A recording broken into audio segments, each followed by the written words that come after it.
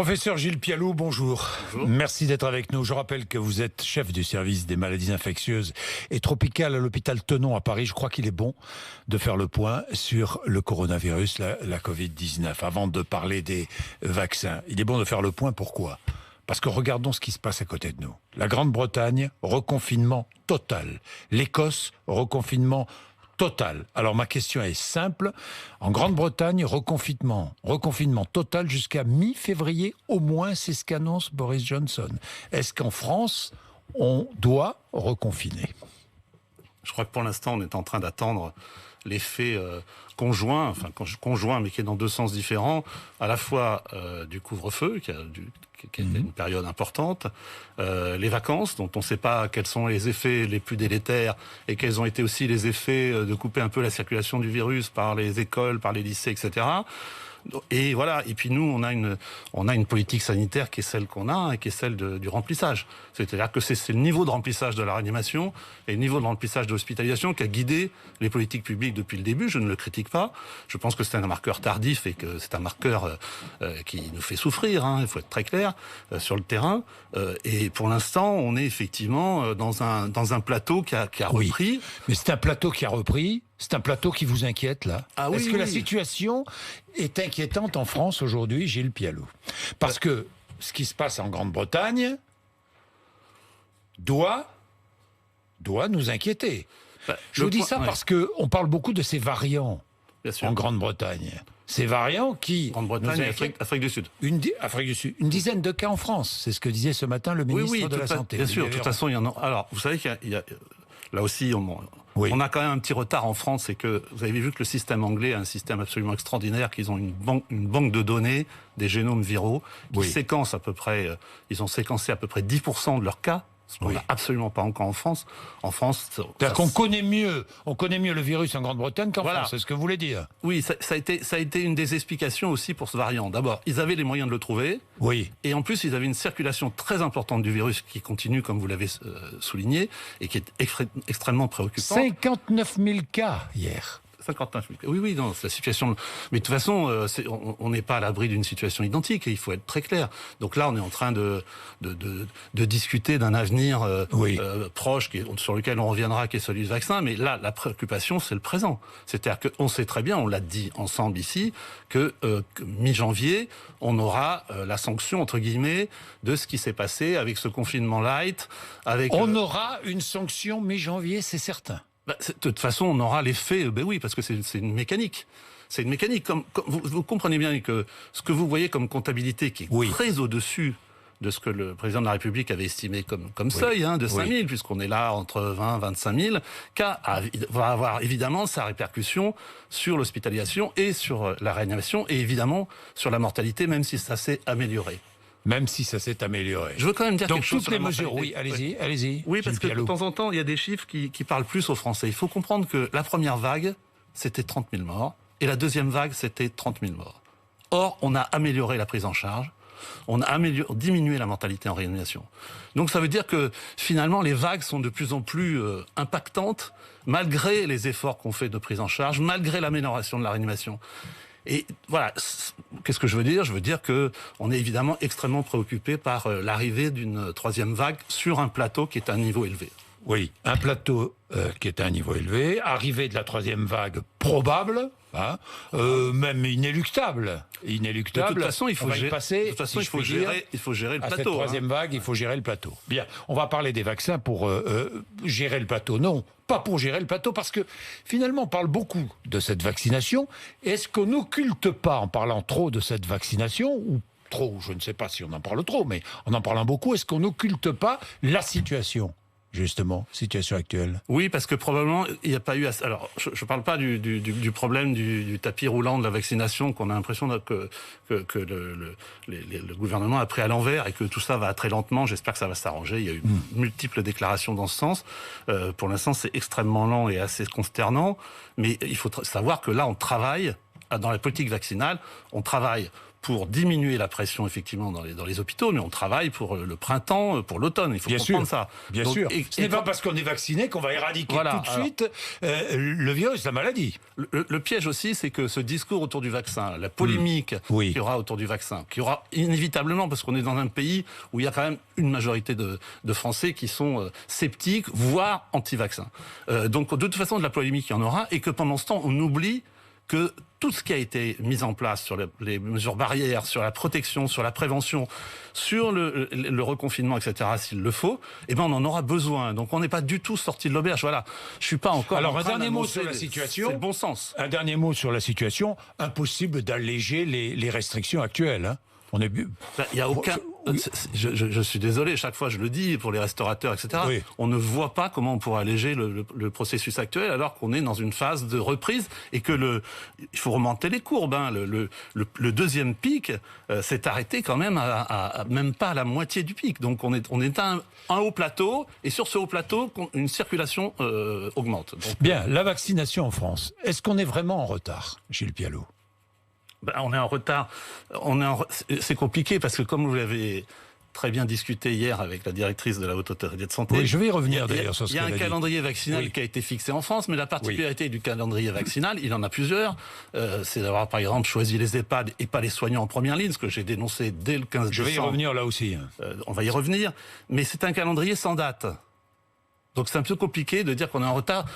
Voilà, de toute façon après il y a une mécanique, on l'a bien vu, si vous voulez avoir vacciné 1 million de personnes d'ici fin février, il faut 15 000 vaccinations par jour. Donc oui, on est en retard par rapport à ça. Ou on est en retard, quand on écoute Olivier Véran qui était sur RTL ce matin, Olivier Véran dit on va accélérer. Quand on accélère, c'est qu'on va trop lentement, en général. Hein. Oui, c'est qu'on sent la nécessité d'accélérer. Ils sentent la nécessité d'accélérer. Alors, je regarde ce qu'il a dit ce matin. Nous allons élargir aux pompiers, aide à domicile de 50 ans et plus, la vaccination. Nous allons amplifier les commandes. Nous allons développer 100 centres de vaccination, 500 à 600 d'ici à la fin du mois. Avant la fin du mois de janvier, on va ouvrir aux personnes âgées de 75 ans ou plus qui sont à domicile. Ça représente 5 millions de personnes. On a dépassé les 2000 vaccinations hier. C'est ce qu'il a dit. Dans les prochains jours, notre rythme de vaccination sera équivalent à celui de nos voisins européens. Voilà ce qu'il a dit ce matin. En gros, on va accélérer. Mais moi, j'ai une question à vous poser. Avant de revenir à la vaccination des soignants, j'ai une question à vous poser. 500 000 doses livrées avant la fin du mois de décembre, entre le 24 et le 31 décembre. 580 000 doses livrées avant ce soir. Mais où sont-elles passées, ces doses? Est-ce que vous avez des infos? Non, non, je ne sais pas. Pour vous dire très clairement, parce que vous allez me poser la question, moi je ne suis pas encore vacciné parce que les doses à Thonon ne sont pas arrivées. On en a commandé 150 hier, devant l'accélération qui n'était pas prévue. Ces doses, normalement, doivent arriver aujourd'hui. Et je me ferai vacciner dès que ça sera possible. Donc il y a effectivement une lourdeur administrative et de gestion de ces stocks qui est incompréhensible. Et c'est très compliqué sur le terrain parce que vous avez tout le monde. C'est-à-dire vous avez vos proches, vous avez mes patients. Moi j'ai des mails des patients. Quand est-ce que Mais la question c'est que le plus souvent je ne sais pas leur répondre. D'ailleurs vous savez quand vous allez vous faire vacciner, Jean-Jacques? Bah non. Dès que je pourrai, je le ferai. La réponse c'est quand on pourra. Voilà. Mais quand on pourra. C'est ça, c'est quand on saura, quand on pourra, quand on saura. C'est le problème d'un calendrier, je le répète, qui est fixé sans deadline, premièrement. Même s'il y a la date de la première phase qui devra arriver en février, il va falloir effectivement accélérer. Et puis ce calendrier qui, pour moi, est logique pour ce qui est des EHPAD, totalement illogique de n'avoir gardé que les EHPAD, parce que les EHPAD, c'est quoi? C'est 600 000 personnes. C'est illogique de privilégier les EHPAD? Non, ce qui est illogique, c'est de le restreindre qu'aux EHPAD. Personne ne doute qu'il fallait mettre les EHPAD en première ligne. C'est là où ils ont été le plus lourdement touchés. C'est indiscutable de ça. Mais vous savez, c'est 600 000 personnes. Les plus de 75 ans, c'est 6 millions de personnes. Et les services hospitaliers comme le mien les plus de 75 ans vont pouvoir se faire vacciner. Bon. D'accord. Mais c'est une très bonne nouvelle. On en découvre tous les jours, mais c'est une très bonne nouvelle. On en découvre toujours. C'est-à-dire, tous les jours, il y a une adaptation, une modification de la politique vaccinale dans ce pays. D'ailleurs, le professeur Fischer, qu'on n'entend absolument pas, sera à votre place vendredi matin et j'aurai des quantités de questions à lui poser. Mais à propos des EHPAD, hier je parlais... pense qu'il aura des réponses très concrètes, Alain Fischer. Je lui fais confiance. Vous le connaissez, oui. Je le connais, je le respecte et je pense que c'est quelqu'un qui sait exactement où est la réponse scientifique à une question posée. Alors hier, je recevais la présidente de la Haute Autorité de Santé et je lui parlais de ce cahier de recommandations reçu dans les EHPAD avant la vaccination. Ce cahier, vous me l'avez apporté. 45 pages. C'est-à-dire que quand je suis... Enfin, c'est 45 pages qu'ils ont reçues le 24 décembre. Qu'ils ont reçues le 24 décembre, oui. Non mais alors attendez. 27. Si je suis directeur ou directrice d'un EHPAD, je reçois ça. Mais oui. Je reçois ça, donc je dois me farcir, pardonnez-moi l'expression, mais 45 pages avant d'envisager, de demander un consentement à la personne en EHPAD, ou à la famille, ou au tuteur, un consentement, de passer une visite médicale. Alors apparemment, ça va être un peu amélioré, la visite médicale. En fait, je pense que les gens qui ont écrit ça n'ont jamais mis les pieds dans un EHPAD. Parce que, jamais. Je veux dire, quand vous avez un médecin qui s'occupe de 250 personnes dans un EHPAD, oui. Ça veut dire 250 pré-consultations. C'est écrit comme ça. Alors tout ça va s'accélérer, mais c'est pré-consultation. Avec des gens, parce que le D de EHPAD, c'est dépendant, il faut comprendre. Oui. Les personnes dépendantes. Par définition, il faut trouver soit le tuteur, soit une personne représentant légal, etc. Il faut se référer au médecin traitant, c'est-à-dire trouver le médecin traitant qui soit disponible dans cette période. Enfin, c'est vrai que c'était... mais vous, même chose dans les hôpitaux. Qu'avez-vous reçu, vous ? Non, mais on en reçoit tous les jours, mais c'est normal. Nous, on a reçu on n'a pas commencé à vacciner, on a reçu le portfolio hier à destination des vaccins. Des fois, c'est un peu drôle. Hier, on avait une discussion pratique. On ne savait pas quelle aiguille il fallait utiliser. Parce que plusieurs documents nous mettaient que... Voilà, plusieurs aiguilles possibles. Voilà, oui. Là, on se marre parce qu'on se dit, tiens... Il y a la dimension de l'aiguille, quand même, la précision sur la dimension de l'aiguille. Il faut vraiment que ça soit intramusculaire. Il y a des films où on vous montre qu'il faut pincer, il y en a d'autres, il ne faut pas pincer. On va régler tout ça. C'est des détails, c'est pas grave. Oui, mais ça fait perdre du temps. Nous, ces détails font perdre du temps. Oui, professeur Pialot. Ce qu'il faut, et puis les EHPAD, on le sait que c'était compliqué, hein, d'aller toucher 10 000 ou 8 000 établissements répandus partout sur le territoire. Ils n'ont pas de frigo, donc il faut des centres de distribution. Tout ça, c'était prévisible. Ouais. On n'a pas découvert les EHPAD. Il y a plein de rapports de l'IGAS qui expliquent que les EHPAD ne sont pas suréquipés médicalement et qu'évidemment, ça allait être compliqué. Bon. Le deuxième volet, juste sur ça, que je regrette, et je le répète, c'est les soignants. Alors j'y reviens sur les soignants. Je sais que ça vous tient à cœur, les soignants. J'y reviens. Hier matin, donc, la présidente de la Haute Autorité de Santé nous disait, je la cite, « Si on vaccine beaucoup, mais pas les bons, on va mettre des mois à diminuer les hospitalisations et les décès. On doit vacciner vite ceux qui en ont le plus besoin. » Voilà ce qu'elle disait. C'est dommage qu'on n'ait pas eu un dialogue parce que personne, je veux dire, il y a quand même suffisamment de données. On a fait une tribune dans Le Monde le 16 décembre avec des gens extrêmement compétents pour expliquer que les soignants ont un rôle majeur. Oui. Parce que le soignant, il a un côté tuteur. C'est-à-dire qu'il entraîne le personnel non médical, il entraîne la population. Donc on doit d'urgence... Ça, c'est la première chose. Attendez, ça diminue les infections nosocomiales. Oui, diminue les infections nosocomiales, ça diminue l'absentéisme. L'absentéisme à l'hôpital et en médecine de ville. Nous, on est en train d'organiser la vaccination de notre personnel, mais aussi la vaccination des médecins généralistes. On n'en parle quasiment pas, mais ils sont extrêmement demandeurs. Donc, on est en train d'organiser tout ça. Et quand vous dites que ça va être compliqué, évidemment que ça va être compliqué, parce qu'il va y avoir la vaccination, il va y avoir la vaccination des médecins généralistes qu'on va prendre dans nos centres pour les vacciner, et il va y avoir la vaccination des personnes, tout en gérant, effectivement, ce que vous disiez tout à l'heure, la possibilité d'une troisième vague. Les mois vont être difficiles. Gilles Pialot, est-ce qu'il faut rendre, je vais vous poser une question directe, est-ce qu'il faut rendre obligatoire la vaccination des soignants ? C'est une grande question. Dans la tribune qu'on avait fait avec l'équipe de Terra Nova, on reposait cette question-là. De savoir si la vaccination obligatoire en France pour tout le monde, non, le président s'est exprimé là-dessus, ça n'a pas de sens et ça va faire fuir les quelques vaccinosceptiques qu'on va récupérer. Mais par contre, la vaccination dans des milieux très exposés, il faut en discuter. Vous y êtes favorable ? Moi, personnellement, je pense qu'il faut voir le taux d'acceptation. Parce que les médecins, vous savez, les médecins...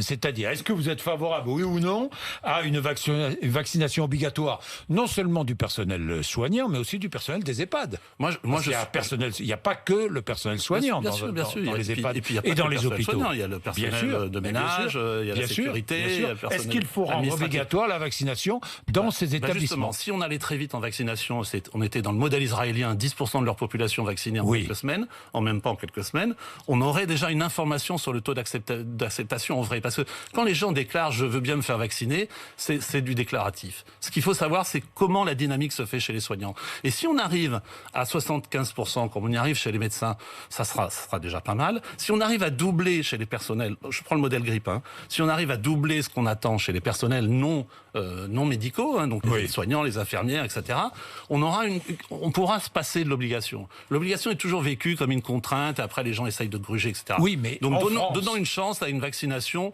acceptée, avec une image tutélaire, c'est-à-dire qu'il faut que les plus connus, les plus vieux comme moi, se vaccinent à l'intérieur de leurs équipes, et c'est ce qu'on va faire nous, par exemple, à Thonon ou dans notre groupe hospitalier. Bien, mais Gilles Pialou, on ne sait pas si le vaccin empêche la transmission du virus. C'est la grande question. C'est une phrase qui m'énerve, ça. C'est une phrase qui m'énerve. Alors allez-y. Oui, c'est une phrase qui m'énerve, parce que quand on dit ça aux gens, on a l'impression qu'on a démontré que ça ne jouait pas sur la transmission. Premièrement, il y a des données de Moderna, certes parcellaires, qui montrent que ça empêche la circulation du virus, premièrement. Deuxièmement, on oublie quelque chose, c'est que ce modèle des anticorps qui sont développés par le vaccin, les anticorps anti-spike, sont aussi essayés en thérapeutique. Et on sait que ça diminue la quantité de virus. Et quand ça diminue la quantité de virus, je ne peux pas faire de prévision, mais on ne peut pas imaginer que ça n'aura pas un impact sur la circulation. Même si pour l'instant, les certitudes sont sur le fait que ça vaccine contre les formes graves de la maladie, ce qui est déjà énorme. Alors Gilles Pialou, des questions sont posées. Des questions sont posées et j'aimerais les poser au ministre de la Santé. Je les poserai au professeur Fischer. Est-ce que nous avons assez de doses en France ? Est-ce qu'il ne faut pas commander des doses de vaccins ailleurs dans le monde? C'est ce que dit par exemple Jean-Luc Mélenchon, qui demande à la France d'acheter des vaccins à la Russie, à Cuba, à la Chine.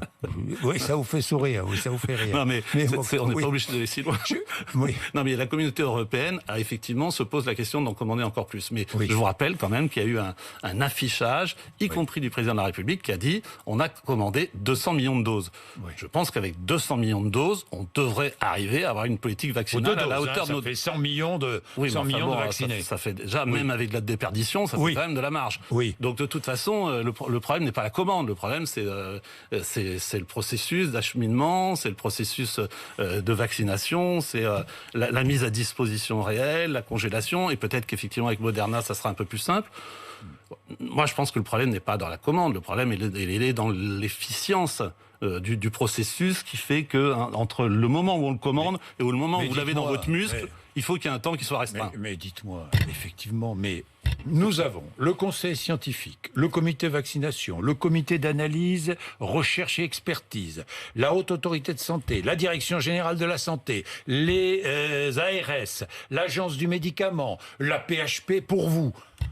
Non mais comment, avec toutes ces strates de décision, comment peut-on avancer vite, Gilles Pialou?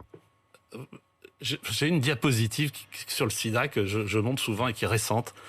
Il y a 2 ans, Anthony Fauci, dont on a beaucoup parlé, avec son administration, sous l'administration Trump, ils ont aussi ce problème-là aux États-Unis, c'est qu'ils ont la FDA, ils ont plein de comités, et ils ont décidé de mettre un intervenant de chaque directement branché au ministère. Nous, on a un problème, c'est la dilution, effectivement, des prises de décision. Et vous avez, je prends l'exemple de la Haute Autorité de Santé, puisque vous aviez sa présidente hier. Vous avez des comités d'experts avec des gens extrêmement compétents. Il y a des infectiologues, il y a des gens qui donnent un avis. Cet avis, après, est travaillé par ce qu'on appelle le collège. Il y a un collège au niveau de la Haute Autorité de Santé, qui après le remet à la directrice de la Haute Autorité de Santé, qui le remet après au cabinet du ministre. Vous voyez ce que je veux dire? Et évidemment, le document bouge entre les... Puis il faut des réunions, et puis les jours passent, et puis les décisions ne sont pas prises. Et alors, une autre chose qui est important, et Axel Kahn l'a très bien exprimé sur les réseaux sociaux, c'est qu'il faut comprendre que ces décisions-là, elles ont été prises avant qu'on ait un niveau de circulation du virus qu'on a aujourd'hui, avant ce que vous avez rappelé de l'Angleterre, avant l'arrivée des 2 variants. Et on peut imaginer quand même que même si c'est une structure lourde, ils peuvent revoir leur copie, de et aller plus vite. En fonction, effectivement, de ce qui s'est passé depuis le mois de novembre, qui est énorme, comme vous l'avez précisé. Énorme sur le niveau de circulation du virus en Europe, bien sûr. Le fait que les pays reconfinent, et le fait qu'effectivement, on a des variants dont tout laisse à penser qu'ils sont plus contagieux, même s'ils n'influencent pas la gravité de la maladie. Alors, j'ai une dernière question. Je fais allusion à ce qu'a dit Olivier Véran. Je cite Olivier Véran, qui dit qu'on peut atteindre un bon taux d'immunité collective sans passer par l'obligation vaccinale. Je crois pas qu'il ait dit ça comme ça. Sans passer par l'obligation, si. Si, c'est tout à fait cohérent. Tout à fait cohérent. C'est cohérent, disons que, voilà, on va prendre par exemple l'Île-de-France. Oui. Parce que c'est très simple. Si vous avez 20% de gens en Île-de-France, c'est les chiffres de l'étude de l'INSERM, qui ont déjà eu des anticorps. Et si vous avez, c'est les sondages, 40% qui sont favorables à la vaccination, vous mettez les 40% qui se vaccinent, plus les 20% qui ont une immunité naturelle, vous êtes à 60%, vous êtes au début de l'immunité collective, et effectivement, vous n'avez pas besoin d'en passer par une contrainte. Donc effectivement, il y a une logique. Mais cette logique, elle est probablement pas vraie dans toutes les régions, parce que comme vous le savez, dans le Grand Ouest, évidemment, les taux de prévalence sont moindres. Merci beaucoup, professeur Gilles Pialou. Merci, il est 8h54, vous êtes sur RMC et BFM TV.